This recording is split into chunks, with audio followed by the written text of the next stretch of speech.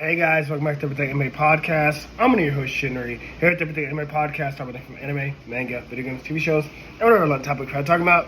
Today's video is on Dr. Stone Chapter 142, Red, White, and Corn.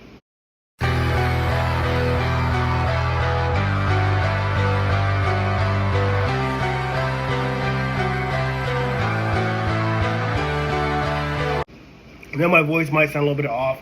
I'm just getting over a cold. I've been drinking water the last couple of days and taking a bunch of Mucinex, and I kind of feel better, but it's all fine.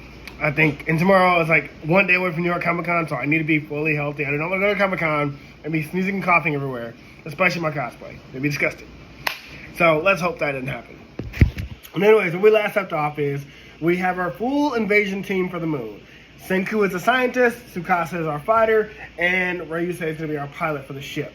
So now that we have our three-man space shuttle, all we have to do now is find the materials to build our spaceship, because we don't have it in Ishigami Village, and we don't have it on Treasure Island. Like, we don't have the materials to make a spaceship. Like, we just don't. We're going to need to go all around the world for that.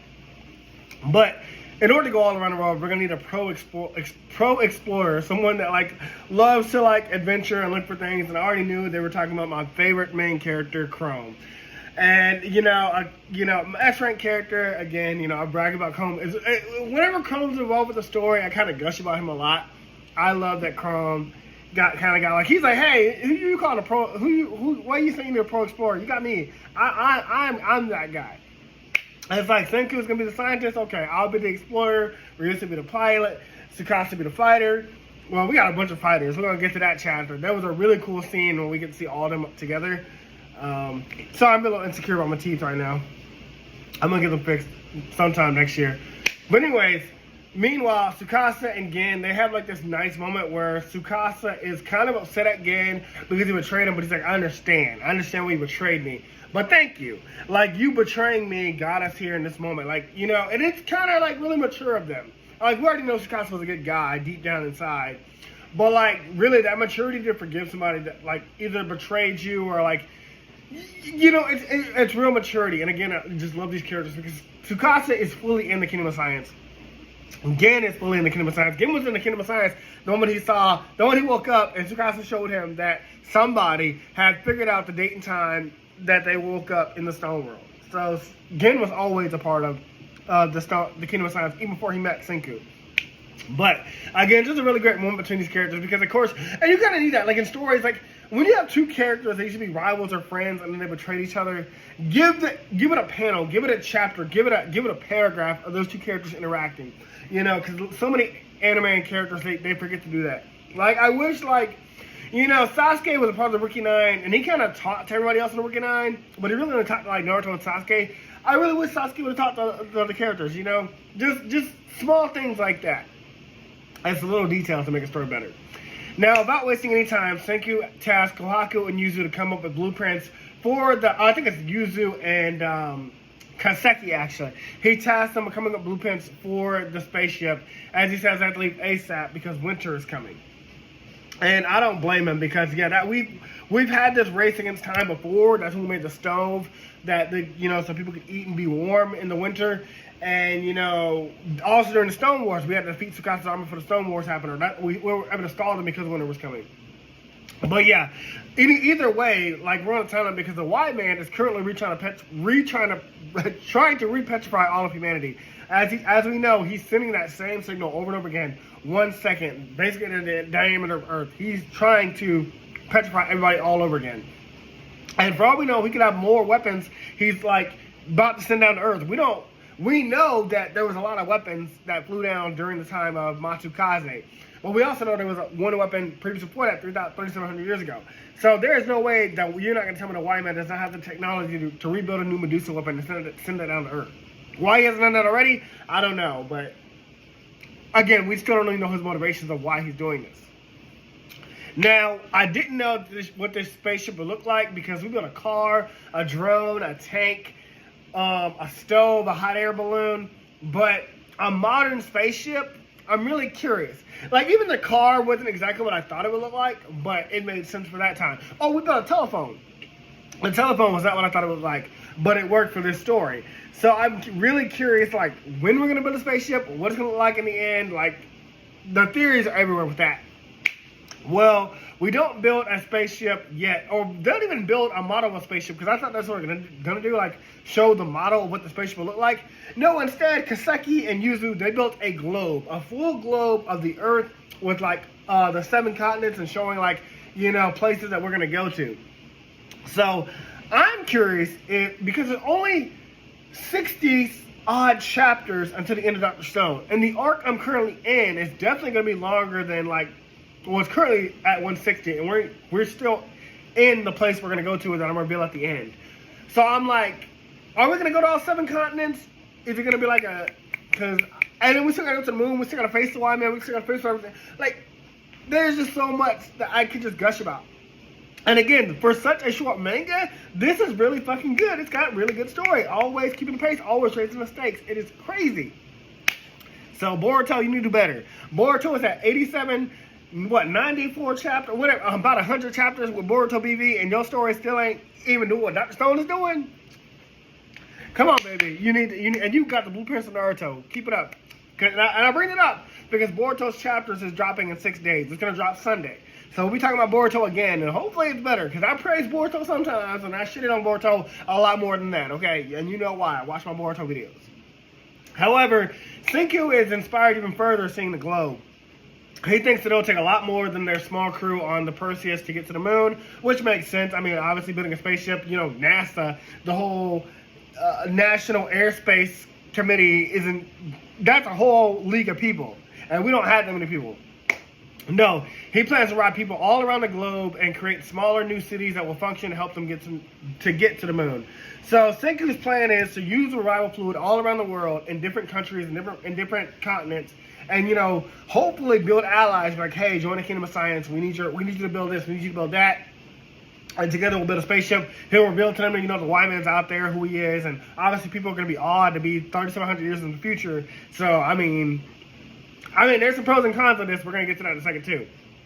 But again, wow, this author is very creative. I cannot praise this author enough. When we get to the very end of Dr. Stone, I'm going to gush about this guy, and I want to shake this guy's hand. I want to shake Tikuba's hand, Masashi Kishimoto. I didn't get to shake Akira Toriyama's. I'm very sorry about that.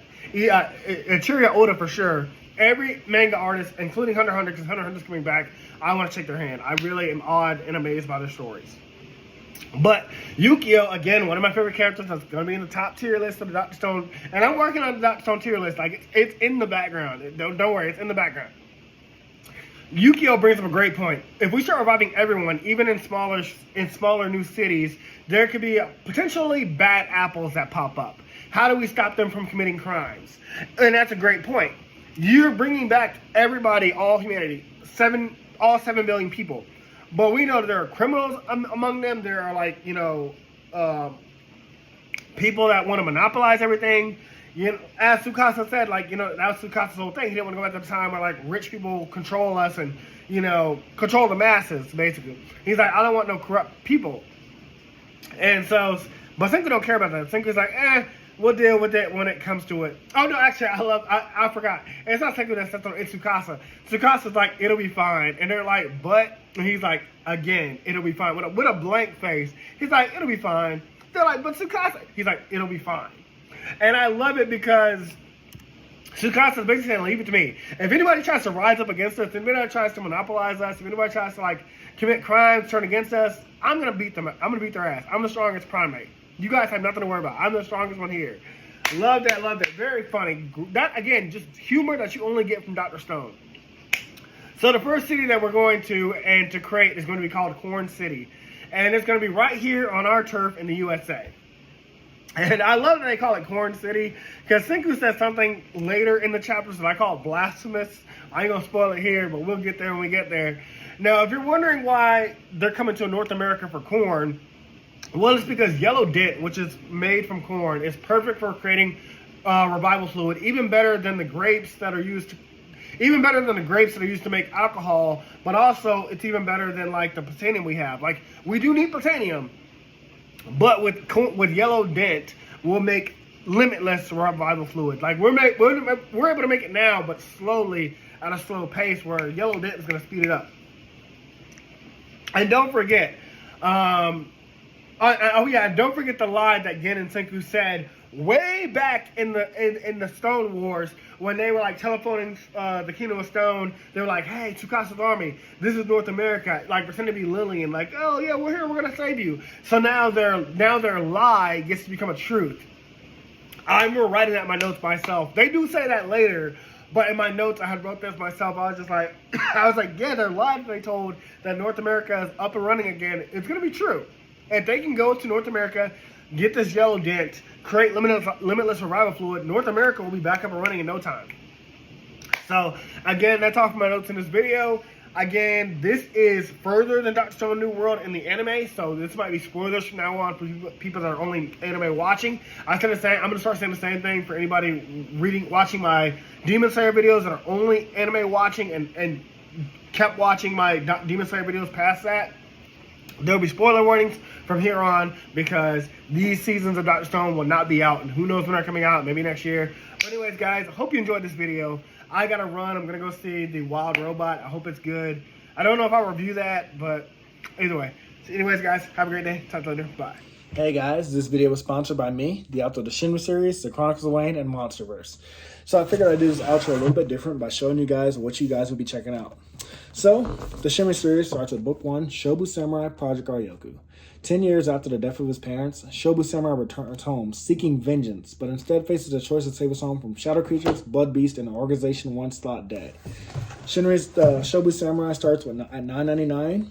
And if you love anime, manga, Naruto, One Piece, Bleach, Yu Yu Hakusho, Fairy Tail, Shaman King, Rave Master, Zatch Bell, anything like that, the Shinry series is definitely the series for you. You'll definitely want to check it out. The Sword of Light is probably the thickest one so far. And then these books are 2. This is Enter the Dread Zone Tournament. And the series original ending, Arado, the Legendary Conjuring Master. So, and I'll just show you guys some of the covers. Really proud of all of these. But I hope you guys check it out. If you don't like that, I also have the current published books for the Chronicles of Wayne, Love Be Damned, Cotton Candy, Full Moons, Fabled Lovers, A Cursed Virgin's Bite. If You Go Where Monsters Dance, Red will Reign Over Your House. Love Be Damned. Now, the Chronicles of Wayne is about a geeky guy, or a nerdy guy in high school. His senior year, he has a crush on the hottest guy in school, because of course he does. He's only got one best friend, and her name is Barb. Well, the hottest guy in school turns out to be a werewolf. And to make the story more interesting, he bites Wayne and turns Wayne into the first ever wolfman in the last 10 years. And because of that, it was also a sacred law that wolfmen should never be created. I don't want to get into too much of the Chronicles of Wayne without spoiling it, but I can tell you it's very short. This one sells for $6.99, and Love BK is right after it. The ending of this trilogy, Love Be Liberated, comes out in October. So I'm going to definitely do a more full in-depth review of this one. But yeah, it's an LGBT fantasy fiction story about werewolves, vampires, white witches, a dark warlock, and, well, many, many more surprises to come. So, if you guys like to read, I definitely recommend. These are all the books so far in the Shinry series, except for Shinry's Beginning. I do have that one, but it's just not here with me. But yeah, I appreciate a like, support, or just a review on Amazon. Either way, thank you guys for watching. I hope you guys have a great day.